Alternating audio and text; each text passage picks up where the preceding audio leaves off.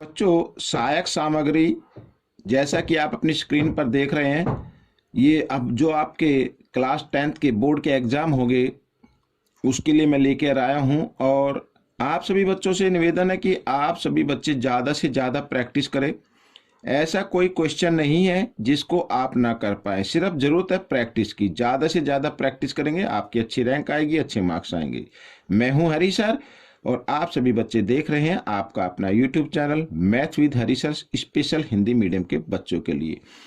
तो बच्चों, आज के इस भाग में हम दूसरे भाग पर आ जाते हैं।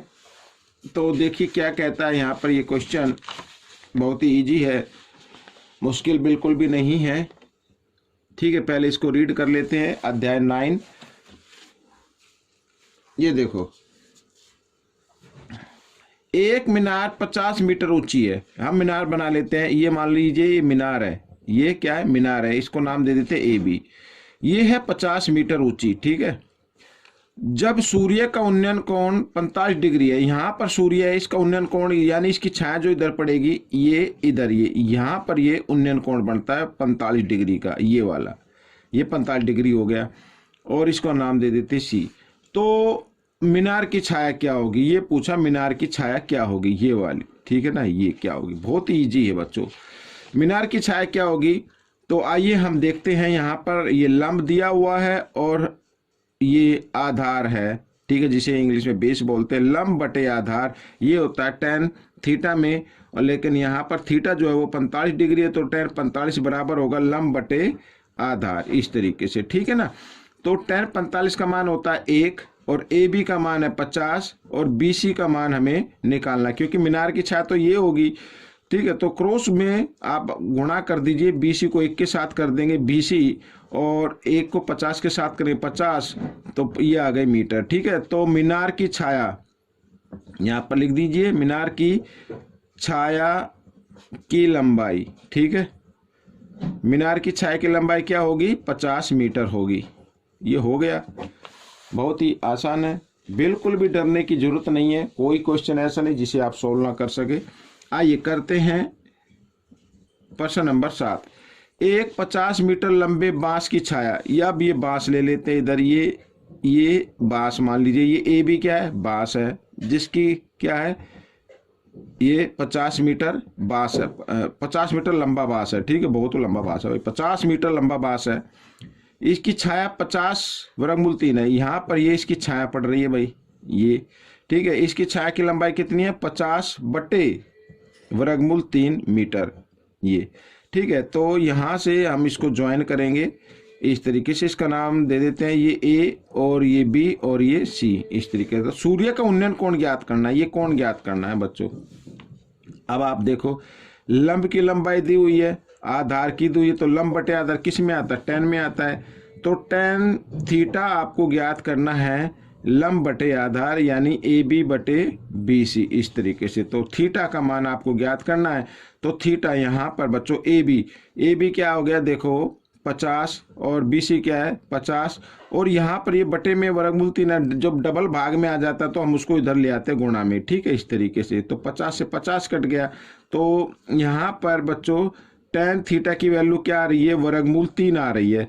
वो tan थीटा में वर्गमूल 3 यानी कितने डिग्री पर वैल्यू होती है, ये होती है बच्चों 60 डिग्री पे। ठीक है, तो tan 60 डिग्री, यहाँ पर जो सूर्य का उन्नयन कोण बनेगा वो 60 डिग्री का होगा। ठीक है, ये आपका आंसर बन गया। ठीक है, मैं यहाँ पर लिख भी देता हूँ, सूर्य का उन्नयन कोण 60 डिग्री का होगा। ठीक है ना, ये लिख दिया मैंने, तो ये आपका आंसर निकल गया। आइए करते हैं प्रश्न नंबर 8। ये रहा आपके सामने, बहुत ही आसान है ये भी। ठीक है, अब क्या कहता है, देखो 10 वर्गमूल 3 मीटर ऊंचाई वाली एक मीनार। अब मीनार बना लेते हैं भाई, ये हमने मीनार बना ली। ठीक है, इसकी लंबाई कितनी है, ए बी मान लेते हैं, और मान लो ए बी एक मीनार है और इसकी ऊंचाई है 10 वर्गमूल 3 मीटर। ठीक है ना, इस तरीके से लिख लिया।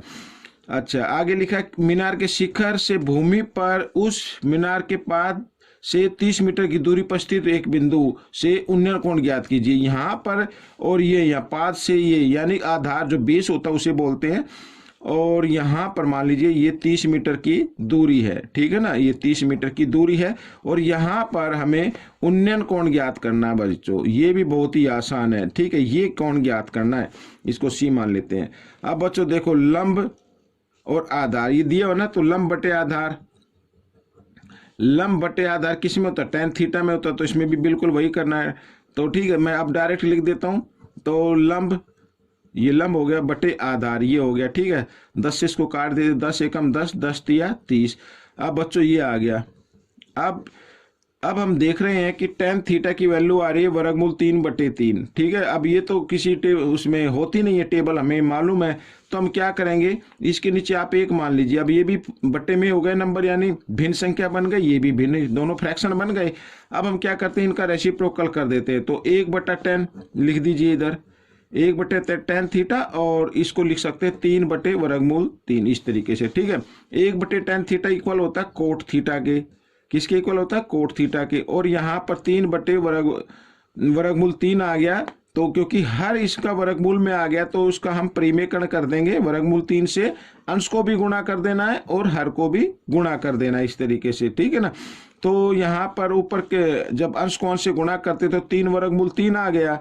अब यहाँ पर वर्गमूल 3 को वर्गमूल 3 से गुणा करेंगे तो 3 आ जाएगा, 3 से 3 कैंसिल हो गया। अब देखो कोट थीटा का जो वैल्यू आई है निकल कर, वो आ गई वर्गमूल 3। अब ये कितने डिग्री पर होती है बच्चों, जी हाँ, ये होती है 30 डिग्री पर। कितने डिग्री पर, कोट 30, ठीक है। तो कोट 30 डिग्री, यानी कोण जो बनना है 30 डिग्री का बनना है बच्चों, ठीक है ना। यहाँ पर मैं इस तरीके से लिख लेता हूँ। तो ये आपका आंसर निकल गया है, ठीक। अब हम करेंगे प्रश्न नंबर 9। प्रश्न नंबर 9 क्या कहता है, देखो, एक पतंग समतल भूमि से 50.3 मीटर ऊंचाई पर उड़ रही है। यहाँ पर ये भूमि से ये ऊंचाई हो गई, ये मान लो ये ए बी क्या है, ऊंचाई, जिसकी वास्तविक ऊंचाई क्या है, 50√3 मीटर है, ठीक है ना। ये यहाँ पर पतंग उड़ रही है, एक डोर से बंधी है, ये डोर से बंधी, भाई डोर से तो ऐसे बंधी, पतंग तो ऐसी उड़ती है ना। यहाँ पे सी क्या होगी, डोर हो गई। जो क्षितिज से मतलब हॉरिजॉन्टल यानी सीधे कोण कितने डिग्री का बना रहा है, वो 60 डिग्री कोण पर झुकी हुई है यहाँ पर, ये ठीक है। ये भी क्षितिज होता है, ऊपर भी हम इस तरीके से कर सकते हैं। डोर की लंबाई ज्ञात करनी है भाई, डोर की लंबाई ज्ञात करनी है, यानी लंब की दी हुई है और कर्ण की ज्ञात करनी है। अब लंब बटे कर्ण देखो किस में होता है, ये होता है साइन थीटा में, ठीक है। साइन थीटा क्या होता है, लंब बटे कर्ण, यानी इस तरीके से हम लिख लेंगे, ठीक है। अब देखो साइन थीटा की वैल्यू है 60 डिग्री और ए बी की वैल्यू है 50√3 और ए सी की हमें ज्ञात करनी है, ठीक है। तो साइन 60 का मान होता है √3/2। भैया आपको याद होना चाहिए, तभी आप कर पाएंगे, याद तो करना ही पड़ेगा, सीखना पड़ेगा कि टेबल कैसे बनाते हैं। इतना करने के बाद आपको कर देना क्रॉस में गुणा, ठीक है ना, इस तरीके से। तो यहाँ पर मैं लिख लेता हूँ, तो √3 AC आ गया, और इधर जब गुणा करेंगे 50 को 2 से कर देंगे 100 आ जाएगा बच्चों, 100√3 आ जाएगा, ठीक है। अब √3 इधर गुणा में, इधर आकर ये भाग में आ जाएगा, ठीक है। इस तरीके से हम इसको भाग कर लेते हैं, √3 आ गया, ये √3 इधर गुणा में, इधर आकर ये भाग में आ गया। तो इस तरीके से भी आप कर सकते हैं, या इधर के इधर भी आप कैंसिल कर सकते हैं, तो इधर कर दीजिए। तो AC की लंबाई आ गई बच्चों 100, ठीक है। AC क्या है, डोर, तो डोर की लंबाई कितनी आ गई, यहां पर लिख देता हूं मैं, डोर की लंबाई आ गई बच्चों 100 मीटर आ गई। ये आपका आंसर निकल गया। अब हम करेंगे प्रश्न नंबर 10, ठीक है। प्रश्न नंबर 10 कर लेते हैं, ये भी बहुत ही आसान है, आइए करना शुरू करते हैं। ये रहा आपके सामने प्रश्न नंबर 10, ठीक है। मैंने पहले से लिख के रखे हुए हैं ताकि आपका थोड़ा सा टाइम में बचा सकूं। देखो, दी गई आकृति में आयत ABCD का परिमाप ज्ञात करना है। भाई परिमाप ज्ञात करना है, परिमाप, आयत का परिमाप का फॉर्मूला लिख लो पहले आप। आयत का परिमाप, तो फॉर्मूला तो आपको मालूम होगा क्या होता है, 2 ब्रैकेट लंबाई जमा चौड़ाई। अगर फॉर्मूला याद नहीं है तो चारों भुजाओं को जमा कर दो, ठीक है। अब आप सभी को मालूम है कि आयत की आमने सामने की भुजा क्या होती है, बराबर होती है। अगर BC 10 मीटर है तो AD भी कितनी होगी, 10 मीटर होगी। अब लंबाई इसमें दी हुई नहीं है, तो लंबाई ज्ञात करनी है भाई पहले। तो यहाँ पर A को C से मिलाया गया, यानी ये AC क्या हो गया, कर्ण हो गया, ठीक है। अगर हम या विकर्ण हम बोल सकते हैं, आयत का विकर्ण बोल सकते हैं, अगर हम त्रिभुज ABC लेंगे तो ये कर्ण बन जाएगा। अब देखो ये लंब की दी हुई है, तो इस आधार की ज्ञात करनी है। ठीक है, जो आधार होगा वही आयत की लंबाई हो गई। तो लंब बटे आधार किस में आता है, tan में आता है बच्चों। तो tan 30, यहाँ पर tan 30 लंब बटे आधार, तो लंब तो है 10 मीटर और आधार है AB। ठीक है, इस तरीके से लिखेंगे। अब tan 30 का मान होता है बच्चों 1/√3। ठीक है, और 10/AB इस तरीके से। अब हमें करना क्या, क्रॉस में गुणा कर देना। तो AB आ गई बच्चों इधर, और जब 10 को √3 से गुणा करेंगे तो 30 मत लिख देना बच्चों। ठीक है, इनको क्योंकि ये वर्ग में है, वर्गमूल के निशान के अंदर है और ये खाली अंक है, तो इसको हम गुणा के रूप में लिख सकते हैं इस तरीके से। ठीक है ना, ये आ गया। तो AB की लंबाई आ गई बच्चों 10, यहाँ पर मैं लिख देता हूँ 10√3 मीटर। ठीक है, ये आ गई। अब आयत का परिमाप ज्ञात करना है, तो कर लीजिए आयत का परिमाप। आयत का परिमाप 2 ब्रैकेट लंबाई, लंबाई क्या है 10√3 और जमा चौड़ाई, चौड़ाई क्या है 10 है बच्चों, इस तरीके से। ठीक है, अब क्या करना है 10, देखो यहाँ पर ये इसके साथ वर्गमूल है, यहाँ तो वर्गमूल नहीं है, तो इनको तो इस तरीके से जमा नहीं करेंगे। कभी आप लिख दे 10 और 10 20 लिख दे, गलत हो जाएगा। तो इसमें से 10 कॉमन निकाल लीजिए, यहाँ पर इस तरीके से कॉमन आ गया।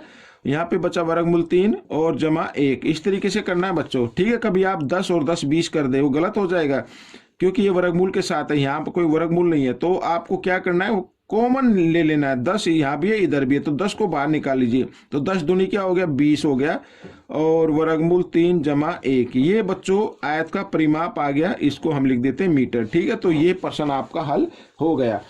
तो बच्चों सिर्फ इसको कराने का एक ही उद्देश्य है कि जो आपके बोर्ड के एग्जाम होंगे उसमें आपकी अच्छी रैंक आ सके, अच्छे मार्क्स आ सके, अच्छे अंक आप ले सकें। और ये करने के लिए आपको ज़्यादा से ज़्यादा प्रैक्टिस करनी होगी। मैं फिर बताता हूँ कि ऐसा कोई प्रश्न नहीं जिसको आप हल ना कर सके। ठीक है, और हल तभी होगा जब आप ज़्यादा से ज़्यादा प्रैक्टिस करेंगे। आपके दिमाग में ऑटोमेटिक आ जाएगा कि ये प्रश्न कैसे हल होगा या इसका शॉर्टकट तरीका क्या है। शॉर्टकट किसी ने बनाया नहीं है, ये अपने आप माइंड में आ जाते हैं। तो मिलेंगे अगले प्रश्न में, तब तक के लिए धन्यवाद।